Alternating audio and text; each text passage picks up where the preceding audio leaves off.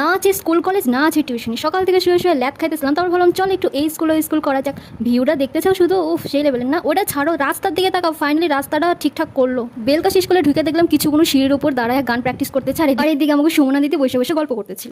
আমাকে টাইমে স্কুলে কিছুই ছিল না, হ্যাঁ আবার সোলার সিস্টেমও লাগাইছে, আর এই ছাদে কারো উঠপেরও দিত না, হ্যাঁ সবাই উঠে বেড়ায়। স্কুলে এসে লজ্জা যা করতেছিল মনে হচ্ছিল হিন থেকে লাভ দিয়ে মরে যায়, কিন্তু পরে ভাবলাম ও আমি হয়তো বিয়ে করিনি, এত তাড়াতাড়ি কি মরা যায়। এক বালতি লজ্জা নিয়ে নিচে আসতেছিলাম, হঠাৎ একটা জবা ফুল গাছে দেখলাম জবা ফুলের ওপরে একটা ফুল হয়েছে, নাইস না। এরপরে গেছিলাম পেট্রোল পাম্পে তেল ভরতে, বাট ওটা ছবি তোলা নিয়ে। বেলকাশি স্কুল ছাইরা প্রাইমারি স্কুলে চলে আসছিলাম, কারণ এই স্কুলে আমি ছোটবেলায় পড়ছি, তো ওই গাছটা একটু নিজের ফিল আসে, আর এই জায়গায় এসে বাচ্চাকে দেখলে আরো খুব ভালো। আর এই স্কুলে যারা রান্না করেন তারা আমারই গ্রামের মানুষ, মানে কাকিমণি মামিরা ছিল। কিন্তু টিকটিকি মাংস করছি সবার পাতে গোটা গোটা টিকটিকি, আর পাতে হাতে লেসটা কোথায় করে কালো লেসটা করে আমারটা করছি। আমার যে টিকটিকিটা থাকে একবারে বড় গোটা নে ওরা এই জায়গাও ছবি তোলা স্টার্ট করে। আর এটা হচ্ছে স্কুলের কেক কাটিং হয়ে সবাই খাওয়ানো স্টুডেন্ট গো।